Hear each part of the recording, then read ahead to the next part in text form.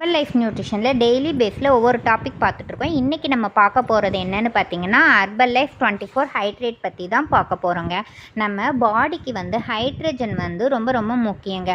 அது மாதிரியே வாட்டரும் நம்மளுக்கு ரொம்ப முக்கியம். நம்மளோட பாடியில் நார்மலாக வாட்டரோட பர்சன்டேஜ் 50 to 80% இருக்கணும். பாடியில் நம்ம ஃபங்க்ஷன் ஆகிறதுக்கு வாட்டர் ரொம்ப யூஸ்ஃபுல்லாக இருக்குது. ஃபார் எக்ஸாம்பிளாக ப்ரீத்திங்கு, ஷொட்டிங் எல்லாத்துக்குமே வாட்டர் யூஸ்ஃபுல்லாக இருக்குது. நம்ம யூஸ் பண்ணுற வாட்டர் ரீஸ்டோர் பண்ணுறதுக்கும், நம்ம ஹைட்ரஜனை சிம்பிளாக சொல்லணும் அப்படின்னா, நம்ம பாடியில் இருக்கிற வாட்டரை பேலன்ஸ் பண்ணுறதுக்கு ஹைட்ரஜன் ரொம்ப முக்கியமாக சொல்கிறோங்க.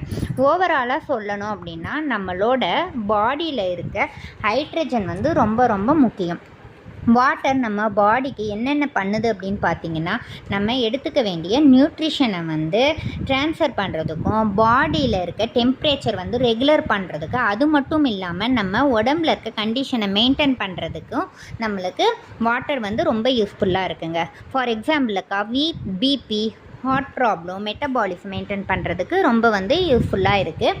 அதெல்லாம் நம்ம ஹைட்ரேட்டில் கிடைக்குதுங்க. அது எப்படி எடுத்துக்கணும் அப்படிங்கிறத பற்றி நம்ம கீழே இருக்க டிஸ்பிளேக்கு கால் பண்ணி கேளுங்க. நான் ஃபர்தராக டீட்டெயில் சொல்கிறேன். தேங்க்யூ.